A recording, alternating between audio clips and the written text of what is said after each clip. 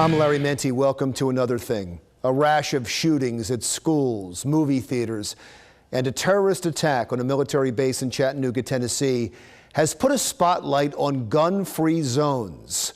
The Marines and the sailor who were killed in Chattanooga, for instance, were not allowed to carry guns in the recruitment center where they worked, making them sitting ducks. Now there is a call to open up more areas to guns. Kolodziej reports. Ellen. Now, ever since that massacre in Tennessee, a lot of people have been calling for an end to all gun-free zones, and not just on military bases, including one longtime police chief here in Pennsylvania who's completely changed his mind. I mean, I testified for years for the Brady group in Washington, D.C. I was I guess more, I could consider myself anti-violence, but I was against guns in every hand. I've changed. And the reason I've changed is because we live in a different world today. Superintendent Michael Chitwood has been in law enforcement for 51 years. He never used to carry a gun outside of work, but now, after shootings in churches, hospitals, even movie theaters, he takes his gun everywhere and wants to see all gun-free zones abolished, especially anywhere with the military. How can you send a young man or a young woman into war, Afghanistan, Iraq, and arm them and then bring them back where they're recruiting other people to be soldiers and not allow them to defend themselves? That makes no sense. It makes no sense whatsoever. Advocates of gun-free zones insist arming more people will not stop the number of murders. But Chitwood points to a shooting last summer at Mercy Fitzgerald Hospital, a gun-free zone, where a psychiatrist stopped a massacre by turning his own gun on the shooter. This was one of those situations where obviously the doctor, faced a situation where his life was in jeopardy. What would have happened had that psychiatrist not had a firearm? So I applaud the fact he had a legally purchased gun, he had a concealed weapons permit, and he stopped a tragedy from occurring. And these are the issues, when you look at them, you think, thank God he had a gun. Now, Superintendent Chitwood is convinced that change will happen on a national level very soon when it comes to gun-free zones, although many others are convinced it will happen on the state level. For example, Georgia and Texas both recently passed laws that greatly cut down on the number of gun-free zones. Reporting for Another Thing, I'm Kolodziej. Thank you, Ellen. We continue our conversation now on gun-free zones with two gentlemen, Bob Viden from Bob's Little Sports Shop and Chuck Berwick, who is the president of Banger's Sports Shop. By the way, where are your places? Mine's in Glassboro, New Jersey on Delsey Drive. Winslow, New Jersey on Piney Hollow Road. Okay, and so you're both, I would assume, just because you own sports shops, you call yourself pro-gun? I believe so. And you'd be against any new measures for most gun control? Yes. Absolutely. Okay. Now let's talk about gun-free zones, now that we've established where you stand on guns. When you talk about gun-free zones, I believe you have to break it down into some segments. Maybe you disagree, and we'll get to that in a second, but you have to break it down into some segments. So I'm going to do some recent cases and run through them. We had the shooting in Chattanooga on a military base at a recruitment center. And we found out later that the recruitment center itself, and most recruitment centers around the country, are gun-free zones, in that even those in uniform aren't supposed to be carrying guns inside the recruitment center. I'll start with you. How do you feel about that?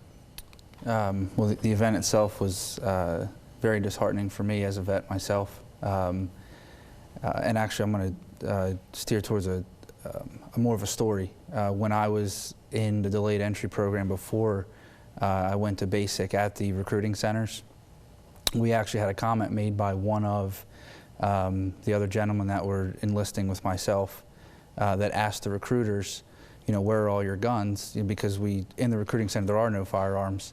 And he had asked the recruiters and said, the recruiters said, well, we're not allowed to carry guns here, in the recruiting center. He said, well, what if something happens? How are you supposed to protect the people around you? And they said pretty much we're defenseless other than, with their hands. Now let's talk about movie theaters. You're going to say that everybody in the movie theater should have a gun, right? No. You're not? No. Well, you just told me a second ago that there should be no gun-free zones anywhere. There shouldn't be a gun-free zone. It should be anybody with a legitimate carry permit. Okay, Not- I didn't not mean everybody in a movie theater. What I Not mean is everybody's anybody gonna have that a wanted legitimate to carry and permit. could carry. You're right. I phrased that improperly. The problem we have is when people argue against us, they say everybody's carrying a gun. We don't want everybody to carry a gun. I get it. We want people who are mentally responsible and physically responsible and trained to carry guns. They're the people that go through the process of getting permits and carry guns legitimately. I still don't want you with a gun like that in my movie theater, and I'll tell you why. And you can argue against me on this, and it's this way we can make it point counterpoint in a way. And I'll start with you. So James Holmes comes into a theater in Aurora, Colorado, and he comes in full body armor, and he starts shooting. If there are a number of people, not everybody, in that theater with guns, there's chaos. It's in the dark. You have people jumping up and running.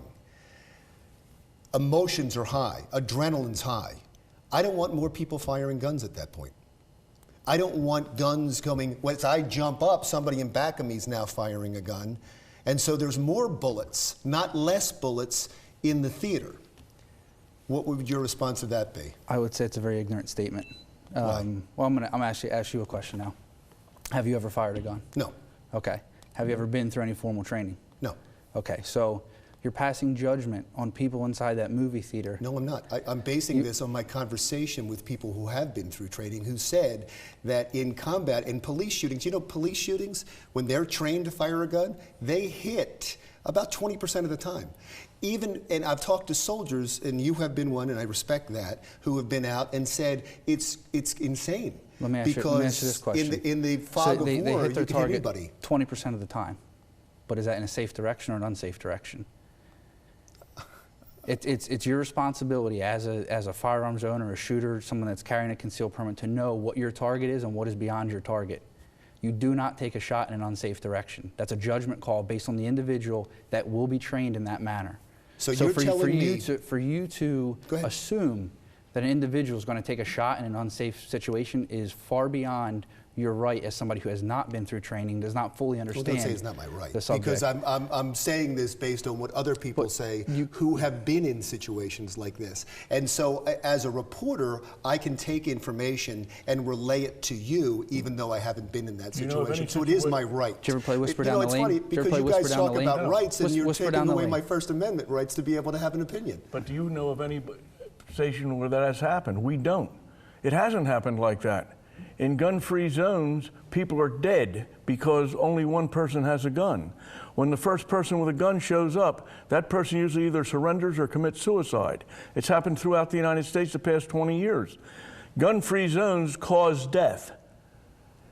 Not the people carrying the guns legitimately that are trained. The people that are legitimately trained in carrying guns aren't the people going out murdering people. And when they show up, the bad guy goes down. No, and that's the way it's happened. There's part of what I agree with you on. The part of this I agree with. I agree with the right to bear arms. And I agree that I'm happy that there are people that know how to fire arms. And I do feel safer many times when I know someone is trained. I would feel safer around you.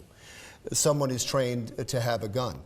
But where I lose you is in the argument that in a movie theater full of people, that I'm going to trust every single person in there, even with proper training, to carry a gun. So you just made the statement that you feel safer around someone who's been trained with a firearm. Right. We're not advocates for everyone to carry a gun in that movie theater that you just stated. Right, I know. We're advocates for trained personnel to be carrying firearms. Not everybody, not people that don't know what they're doing with firearms. Trained personnel in which you just admitted that you feel safe around. In that kind of a chaotic situation, you wouldn't agree that mistakes could be made if there was more guns in there? We're all human. Mistakes can always be made. Right. What we do is we try to remove as much of that as we possibly can. Now, removing firearms completely has proven not to be an effective way to save lives inside of a movie theater. Now, the statement I wanted to make, that How is that? That's not proven. Nothing has been proven. Deaths in a movie theater. That doesn't prove that guns wouldn't have caused more deaths in a movie theater.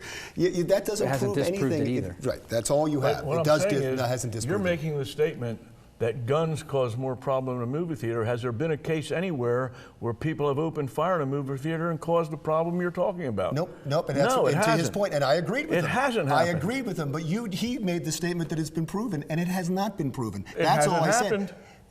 What does that mean, though? Okay, that so only here's It my means question. it hasn't happened, but it's made the happened the statement other that- way. That you don't want to be around people, in a movie theater with firearms because no, you don't that's not trust true. that. That's not what he said. I said in a chaotic situation, in a movie theater, if someone were to come in with a gun, I think more people would be killed by the people trying to kill that person. And you also because said that they'd you be in don't the want to back be row, you don't want to be in I'd that movie jumping in. theater, correct? If there was a whole bunch of people with guns in that movie theater, no. Okay, so your right as an American citizen and business owners' rights as American citizens, they can create gun-free zones in their private entities all they want. Right. So you go to the movies in the private gun-free zones. I'll go to the movies where the movie theaters allow carry, and we're all happy. Yeah. Because I know that I'll be protected, and you know that you could be a sitting duck. Thank you so much. I really do appreciate you being here and having the conversation. Thank you so much, sir, and thank you for your service. Absolutely. Bob Viden, who is from Bob's Little Sports Shop, and where's that again? Glassboro, New Jersey. In Glassboro, New Jersey, and Chuck Berwick, the president of the Bangor Sports Shop in Winslow, New Jersey. Thanks. We'll be back in just a moment.